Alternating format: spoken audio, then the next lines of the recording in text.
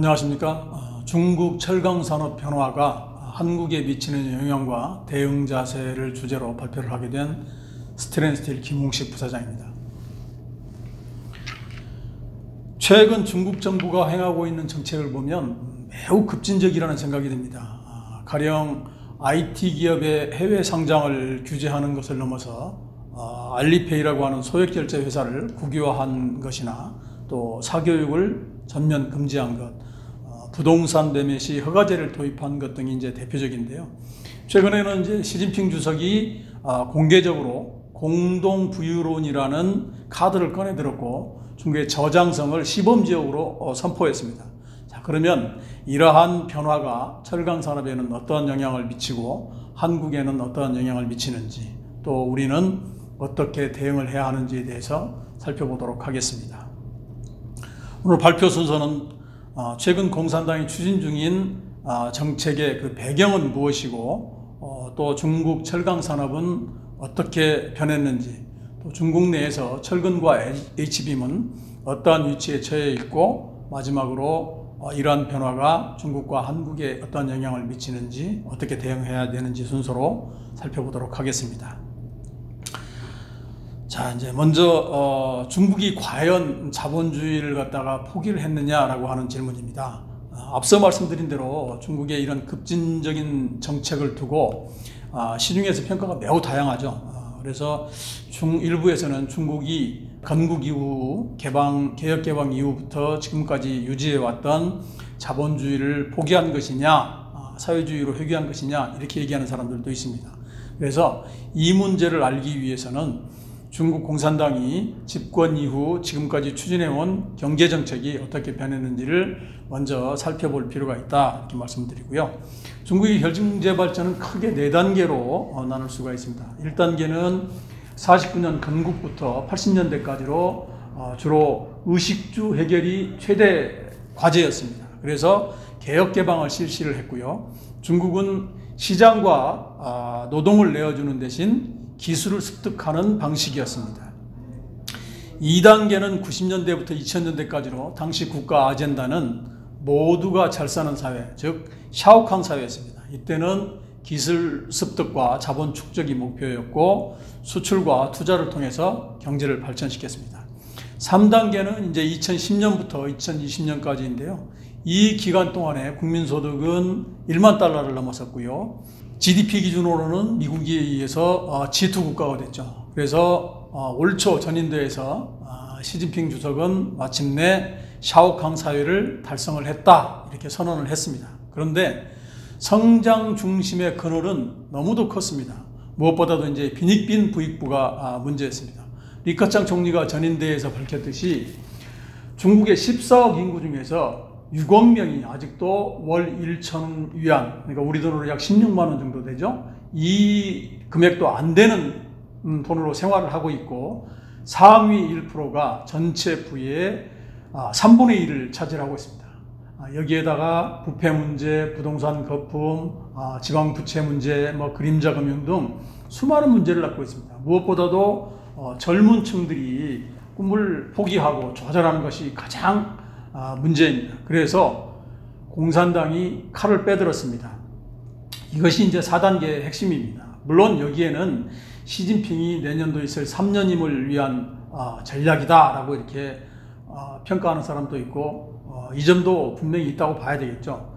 자, 그러면 최근의 급진적인 정책을 어떻게 해석해야 될까요?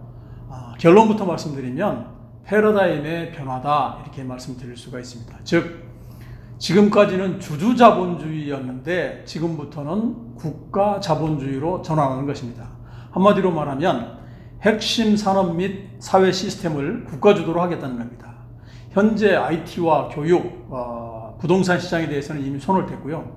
앞으로는 의료 분야, 또 전자화폐까지 아마 손을 댈 것으로 예상을 하고 있습니다.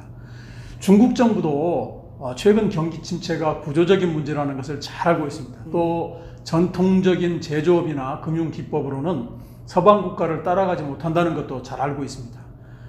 또 서방 국가가 하는 자본주의식 처방으로는 구조적인 침체를 벗어나지 못한다는 것도 알고 있어요. 그래서 중간 과정이 없이 곧바로 건너뛰는 전략을 펴고 있는데, 이것을 중국식 표현을 빌리자면 건너뛴다는 의미의 과주기 정책이라고 합니다. 경제정책도 마찬가지입니다. 예를 들어서 최근에 경기 활성화를 위해서 54조 위안에 달하는 천문학적인 돈을 푼다고 했는데, 과거처럼 무조건 푸는 것이 아니고 핀셋으로 찍어서 정확하게 필요한 곳에 자금을 투여하겠다는 것입니다.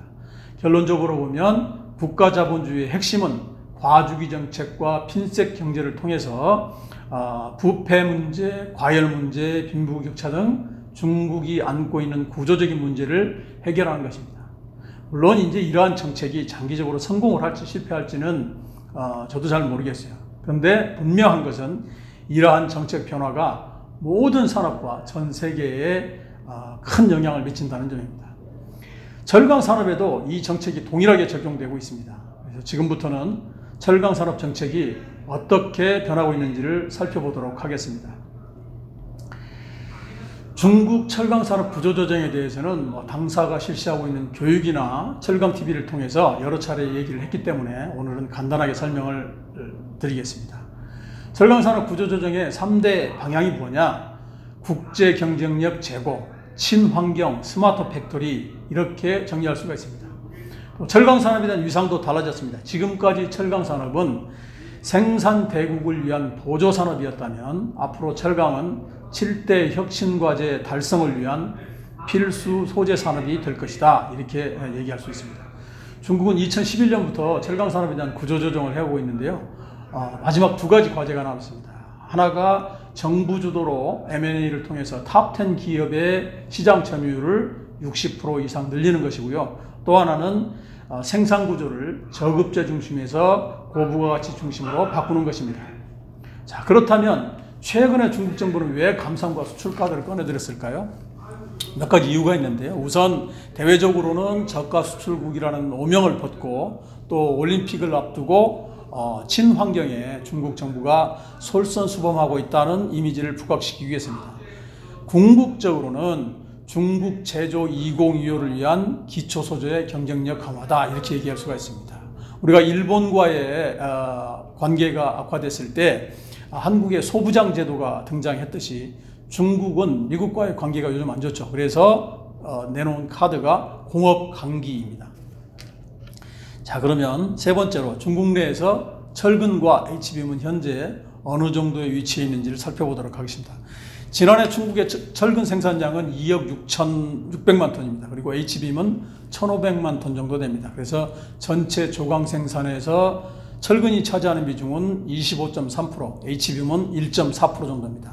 그래서 철근 같은 경우에는 약 5년 전에 비해서 2%포인트 정도 점유율이 늘었고요. 중국 내에서 단일 품목으로는 가장 많은 생산량을 차지하고 있습니다.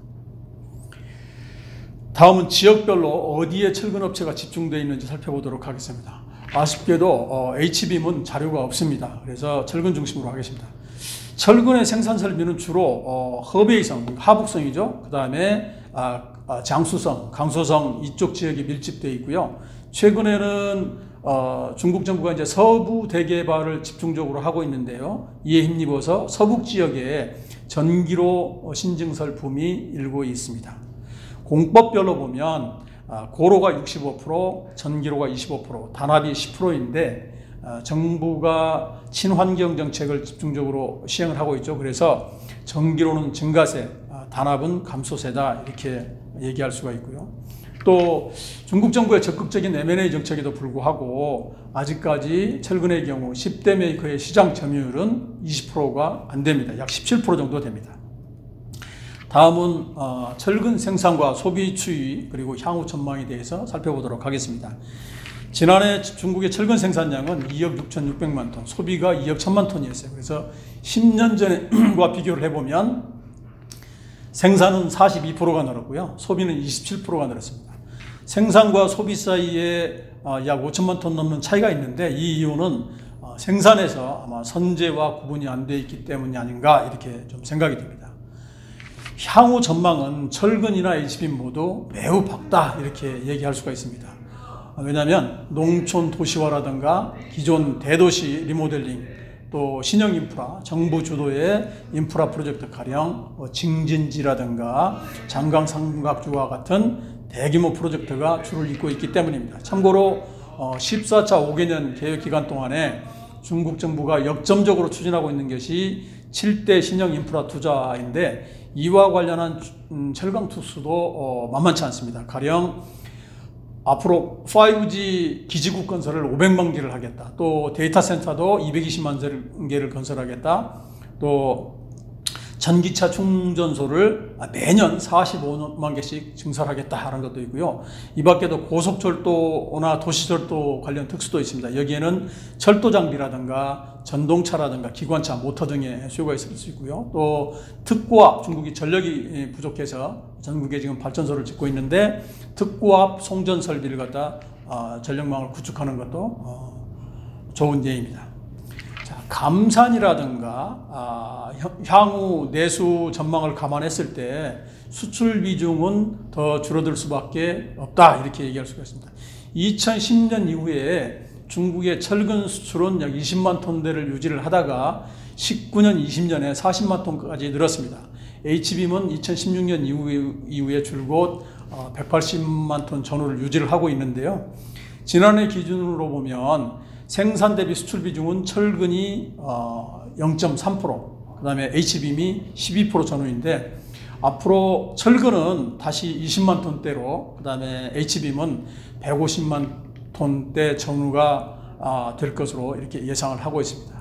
자, 마지막으로 이러한 정책 변화가 중국과 주변 국가에 어떠한 영향을 미치는지 살펴보도록 하겠습니다.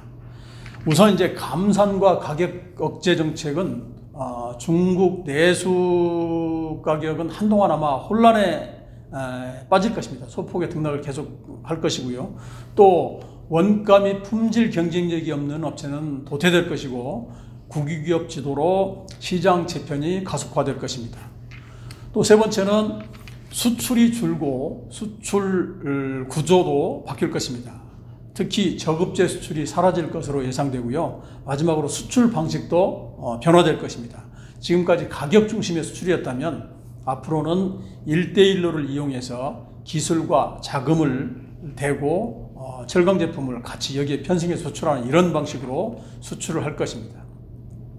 물론 지금 이제 미중 관계가 굉장히 안 좋고요. 특히 미국이 이제 반중국 영대를 굉장히 강화하고 있죠. 그래서 장기적으로 이러한 정책이 성공을 거둘 수가 있느냐라고 하는 것은 미지수입니다.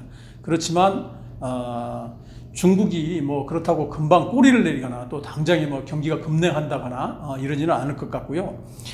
또 우리의 의지와는 관계없이 앞으로 미국과 중국 양쪽으로부터 줄서기를 강요받을 것이다. 저는 그렇게 보고 있습니다. 자, 수출면에서 본다 그러면 중국은 더 이상 저가 수출국이 아니다 이렇게 단정 지을 수가 있습니다. 우리 입장에서 보면 공급의 한 축을 담당했던 중국을 대신할 새로운 대체 수입선을 찾거나 아니면 수출을 줄이거나 이렇게 해야 된다는 얘기입니다. 한국철강협회 자료에 따르면 HBM의 경우 지난해 총 42만 톤을 수입을 했는데요. 이 중 중국에서 수입량은 2,900톤에 불과합니다. 수입 의존도는 2015년 88%였는데 지난해에는 0.7%에 불과합니다. 철근도 지난해 63만 9천 톤을 수입했는데 중국으로부터 27만 4천 톤을 수입을 했습니다. 대중국 수입 의존도는 2015년 88%에서 지난해 58%로 하락했지만 HBM보다는 높습니다. 또 올해 1, 8월 기준으로 보면 HBM은 총 32만 1천 톤을 수입을 했는데 이 중 중국산이 5만 2천 톤입니다. 그래서 중국산 비중이 17%까지 조금 늘었어요. 반면에 철근은 총 수입량이 63만 9천 톤이었는데 중국산이 34만 5천 톤으로 전년도보다 크게 하락했습니다. 올해 중국산 의존도가 조금 올라갔던 것은 코로나 이후에 단기적으로 수급 불균형이 흐트러졌죠. 그래서 빠르게 대체 수입선을 찾지 못했기 때문이 아닌가 이렇게 보고요. 그래서 앞서 말씀드린 대로 앞으로는 철근이나 HBM의 대중국 수입 의존도는 빠르게 줄어들 수밖에 없을 것이다 이렇게 보고 있습니다. 자, 그러면 마지막으로 이런 상황에서 우리는 어떻게 대응을 해야 하는가를 살펴보고 발표를 마치도록 하겠습니다. 아이러니하게도 미중 패권 경쟁과 코로나는 한국 제강사들에게는 단기적인 선물입니다. 코로나 이전 최대 과제가 우리가 중국산 저가 공수 방어였었는데 공급의 한 축을 담당했던 중국이 스스로 감산을 하고 수출을 줄이면서 우리 입장에서는 원료 가격 상승분을 갖다 제품 가격이 쉽게 반영을 할 수가 있었었고요. 그 결과 기업의 수익성도 크게 개선되는 효과를 낳았습니다. 또 앞으로 한국 입장에서 보면 중국산 철강제와 한국산 철강제 가격의 커플링 현상도 점점 희박해질 것입니다. 그렇지만 좀 더 멀리 중장기적으로 본다고 하면 국내외 시장에서 중국이 업그레이드된 중국산 철강 제품과 경쟁을 해야 되는 이런 상황이 된다. 그리고 그 시간은 그렇게 멀지가 않았다라는 것을 말씀드리고 싶습니다. 자, 그러면 마지막으로 대응책에 대해 말씀드리겠습니다. 원론적으로 기술 경쟁력, 품질 경쟁력을 확보해야 된다는 아주 당연한 말씀을 먼저 드리고요. 두 번째는 유통과 실수요가를 연결하는 강력한 서플라이 체인을 구축해야 된다라고 말씀드릴 수가 있겠습니다. 또 이에 못지않게 중요한 게 뭐냐면 정책의 일관성을 통해서 상호 신뢰를 구축하는 게 먼저 선행돼야 된다. 이 말씀을 드리고 있습니다. 그리고 마지막으로 수요가 관점에서 전략을 다시 구축해야 된다. 지금까지 우리는 특히 철강업체는 생산자 관점에서 전략을 짜왔습니다.